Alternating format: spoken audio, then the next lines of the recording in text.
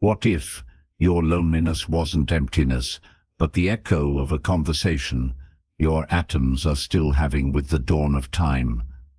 What if every déjà vu was just your older self reaching back through the corridors of your DNA to leave breadcrumbs in your bloodstream? And what if the voice you've been straining to hear was never meant to speak in words, but in the silent language of your left pupil dilating, your hair standing when truth walks by, your palms writing their own gospels in the sweat of forgotten prophecies? Today we wander the catacombs of consciousness, where your bones still remember being stardust. There exists a library older than stone, where the shelves are your vertebrae, and every book breathes. To enter, you must first misunderstand what silence means. It is not absence, but the hum of 1,000 ancestors exhaling through your pores. The door has no keyhole, because you've been standing inside it since the moment your cells learned to divide. Your dreams are not stories, but untranslated treaties between the body and eternity, that recurring staircase.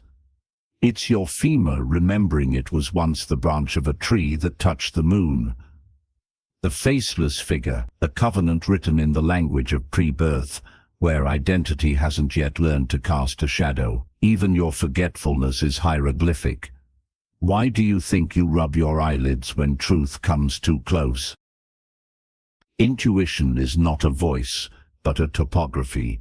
The way your left palm tingles before thunder, how your third rib aches when someone lies. These are not metaphors, but the literal cartography of a world where bones are compass needles and the liver is the scribe. Your body never stopped being clay. It simply forgot how to read the fingerprints of the potter.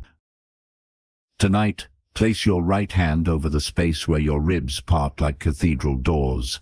The pulse you feel is not blood, but the footfall of everything you've ever been. Count 12 breaths backward in a language you don't know. When the air smells of wet soil despite closed windows, that is the oldest part of you kneeling to whisper its first word. You are not here to receive messages, but to remember you are the message.